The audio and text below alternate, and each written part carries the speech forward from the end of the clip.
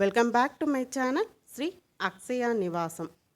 பச்சை முரல் மீன் குழம்பு தாங்க இன்றைக்கி செய்ய போகிறோம். சுட சுட இட்லிக்கு இந்த பச்சை முரல் மீன் குழம்பு ரொம்ப டேஸ்ட்டாக இருக்கும். அதே சமயத்தில் கேரளா மத்தியில் இருக்கக்கூடிய அந்த ஒமேகா 3ங்கிறது இந்த பச்சை முரல் மீன்லேயும் இருக்குதுங்க. நீங்களும் கிடைச்ச ஒரு தடவை ட்ரை பண்ணி பாருங்கள். நான் மீன் இங்கே கடைகளில் இடப்பட்ட நாட்களில் நம்ம வாங்கணும் அப்படின்னா கடைகளில் விலை ரொம்ப ஜாஸ்தி சொல்லுவாங்க. ஞாயிற்றுக்கிழமை வண்டி கடை போடுவாங்க. அவங்கக்கிட்ட மீன் விலை கொஞ்சம் கம்மியாக இருக்கும்.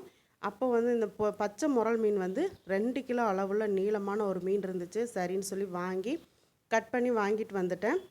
வாங்கிட்டு வந்துட்டு நல்லா கழுவிட்டு கல்லுப்பு சேர்த்து ஃப்ரீசரில் இந்த மாதிரி கல்லுப்பு சேர்த்து கலந்துட்டு ஃப்ரீசரில் வச்சுட்டேன்.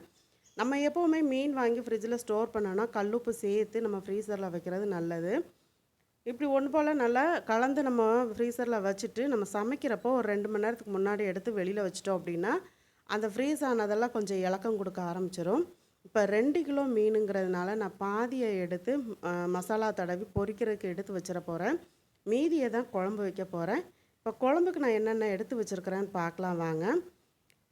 அதாவது இப்போ 1 கிலோ அளவுள்ள மீனுக்கு நல்லா 100 கிராம் சின்ன வெங்காயமும் 150 கிராம் பெரிய வெங்காயமும் ஒரு 50 கிராம் தக்காளியும் நல்ல பெரிய சைஸில் எலுமிச்சப்பழம் சைஸுக்கு புளியும் எடுத்துருக்குறேங்க. கருவேப்பிலை 2 கொத்து எடுத்துருக்கேன். புளியை நல்லா ஊற போட்டுக்கலாம். இப்போ தேங்காய் அரைச்சிடலாம். கலருக்காக காஷ்மீரி சில்லி 2 சேர்த்துருக்குறேன். அது உங்களோட ஆப்ஷனலுங்க. மீடியம் சைஸ் தேங்காவை துருவிட்டு நான் மிக்ஸி ஜாரில் சேர்த்துக்கிறேன். இது கூடவே நம்ம ஒரு 4 ஸ்பூன் அளவுக்கு குழம்பு மிளகாத்தூள் சேர்த்துடலாம். மீன் குழம்பு மசாலாத்தூள் சேர்த்துக்கோங்க. தேங்காயோடையே சேர்த்து அரைச்சிடலாம். இது கூடவே ஒரு 1/2 ஸ்பூன் மஞ்சத்தூள் சேர்த்துக்கோங்க. இப்போ தேங்காவை நல்லா நைஸாக அரைச்சி எடுத்துக்கலாங்க. அதுக்கு முன்னே நம்ம குழம்பு தாளிக்க ஆரம்பிச்சிடலாம். தாளிக்க ஆரம்பிச்சிட்டு புளி கொதிக்கும் போது நம்ம தேங்காய் அரைச்சி எடுத்துக்கலாம். தாராளமாக நல்லெண்ணெய் சேர்த்துக்கோங்க. ஒரு 150 ml நல்லெண்ணெய் சேர்த்துருக்கிறேன். நல்லெண்ணெயில் மீன் குழம்பு வச்சா அது ஒரு தனி டேஸ்ட்டு தான். எண்ணெய் நல்லா சூடானதும் 1/2 ஸ்பூன் கடுகு சேர்த்து கடுகு நல்லா பொரியட்டும். ஒரு 1/4 ஸ்பூன் மட்டும் வெந்தயம் சேர்த்துக்கோங்க. வெந்தயம் கசந்துடக்கூடாது அதிகமாக சேர்த்துட்டிங்கன்னா.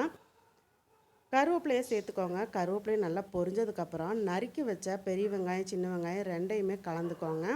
கலந்து சேர்த்துட்டு வெங்காயம் வதங்குறதுக்கு உப்பு சேர்த்துக்கோங்க. உப்பு சேர்த்துட்டு வெங்காயத்தை நல்லா கொஞ்சம் வதக்கி விட்டுக்கலாம்.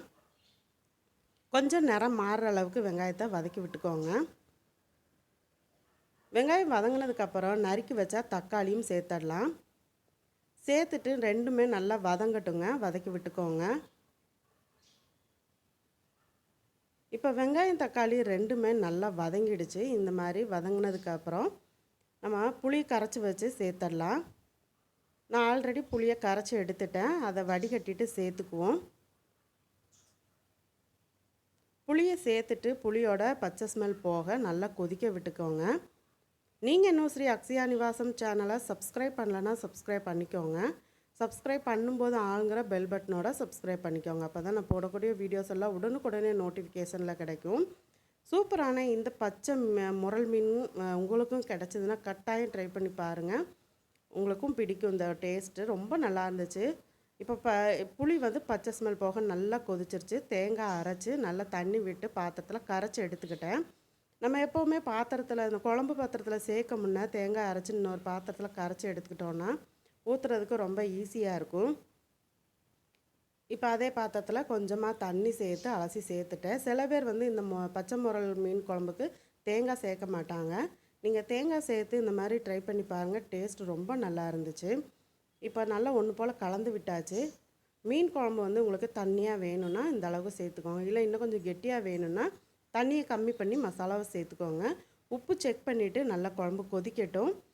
நல்லா ஒரு கொதி வந்தது உடனே நம்ம மீன் சேர்த்துடணும். மற்ற மீனுகள்லாம் குழம்பு நல்லா கொதிச்சுட்டு இறக்க போகிற 2 நிமிஷத்துக்கு முன்னே தான் மீன் சேர்ப்போம். ஆனால் இந்த மீன் வேகிறதுக்கு கொஞ்சம் ஒரு 10 நிமிஷம் டைம் எடுக்கும்.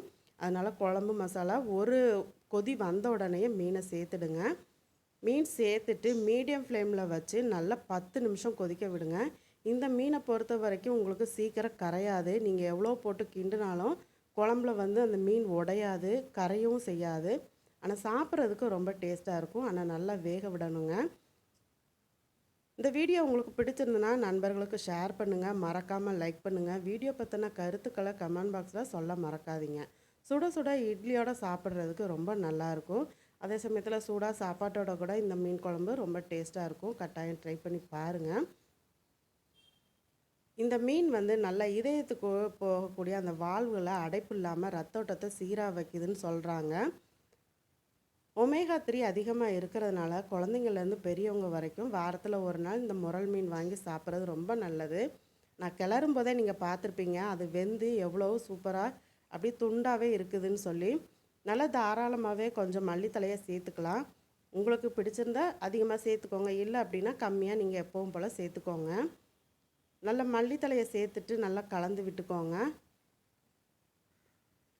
மேலாப்பில் 2 கீத்து கருவேப்பிலையும் சேர்த்து விடுங்க. நல்லா மணமாக இருக்கும் மீன் குழம்பு. இப்போ ஒரு கொதி வந்துருச்சு, அடுப்பை ஆஃப் பண்ணிடலாம். எப்போவுமே அடுப்பை ஆஃப் பண்ணோன்னே என்னோடய ஸ்டைலில் ஒரு 2 ஸ்பூன் அல்லது 3 ஸ்பூன் அளவுக்கு நல்லெண்ணெய் நான் மேலாப்பில் ஊற்றி விட்டுட்டு மூடி வச்சுருவேங்க.